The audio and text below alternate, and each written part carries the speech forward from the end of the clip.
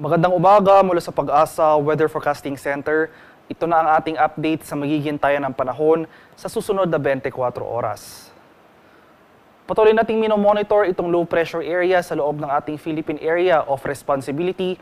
Kaninang alas 3 ng umaga, huli itong namataan sa layong 465 kilometers silangan ng Surigao City sa Surigao del Norte. Nananatiling maliit yung tsansa ng nasabing low pressure area na maging isang ganap na bagyo sa mga susunod na araw. Gayunpaman, dahil sa pinagsamang epekto ng LPA at ng shear line o yung banggaan ng mainit at malamig na hangin, makakaranas pa rin tayo ng mga pag-ulan sa malaking bahagi ng ating bansa.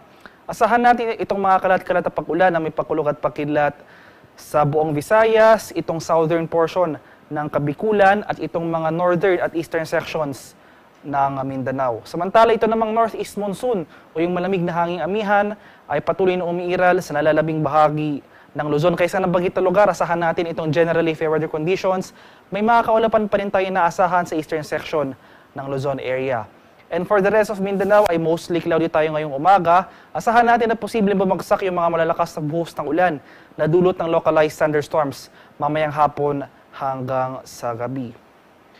Para naman sa magiging lagay ng ating panahon ngayong araw dito sa Luzon, inasan pa rin natin na dahil sa patuloy na epekto ng shear line, ay makakaranas pa rin tayo ng mga kalat-kalat na pag-ulan na may pakulog at pagkidlat sa mga lalawigan ng Masbate at Sorsogon. Kaya posible pa rin yung mga biglaang pagbaha at pagguho ng lupa sa nabanggit na lugar.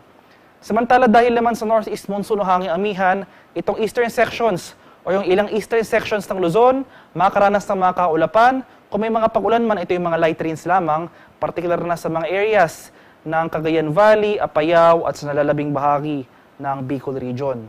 Malamig na panahon na ating inaasahan sa malaking bahagi ng Luzon kasama na dyan ng Metro Manila. So for the rest of Luzon, generally fair weather conditions sa ating inaasahan. At kung may mga pag-ulan man tayong mararanasan, ito yung mga light rains o pag-ambon lamang.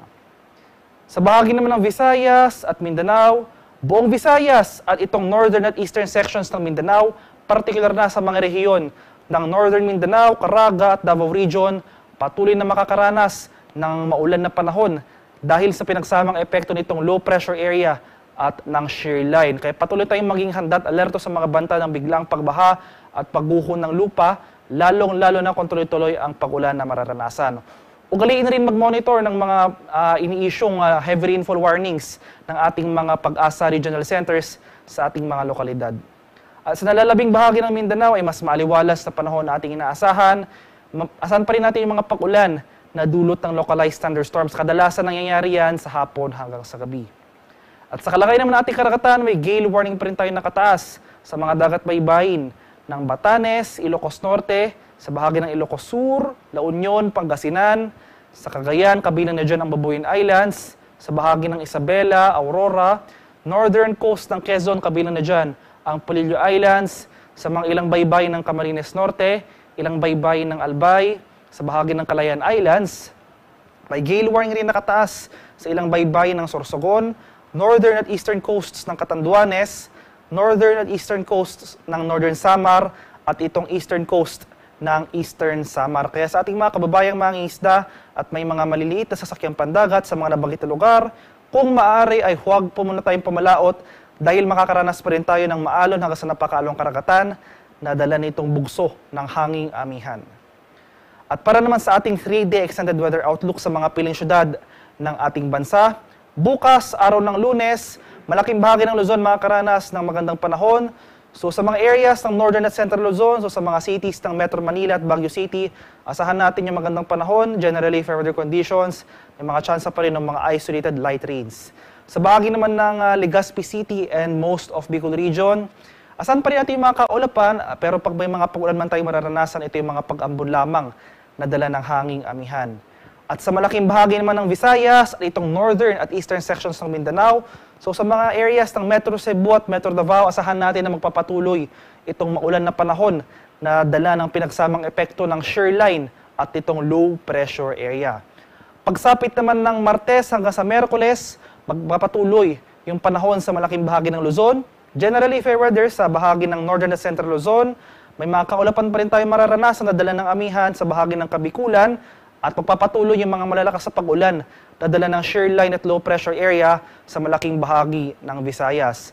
Sa Mindanao naman, particular na itong northern at eastern sections o yung mga regions ng Mindanao, sa Metro Davao ay inaasahan na natin ang unti-unting pagganda ng panahon. So generally improving weather conditions sa nabanggit na lugar. Maghanda pa rin tayo sa mga tsansa ng localized thunderstorms pagsapit ng hapon hanggang sa gabi. Ang haring araw dito sa Kamaynilaan ay sisikat mamayang 5:59 ng umaga at lulubog naman mamaya sa katat na 5:24 ng hapon. Para sa karagdagang impormasyon tungkol sa ulat panahon, lalong-lalo na sa mga rainfall advisories or heavy rainfall warnings na ini-issue ng ating Pag-asa Regional Center sa ating mga lokalidad, ay follow kami sa aming social media accounts at DUST_Pag-asa. Mag-subscribe na rin kayo sa aming YouTube channel sa DUST Pag-asa Weather Report at palaging bisitahin ang aming official website sa pag-asa.dust.gov.ph. At yan lamang po ang latest mula dito sa Pag-asa Weather Forecasting Center. Magandang umaga sa ating lahat. Ako po si Dan Villamil nag-uulat.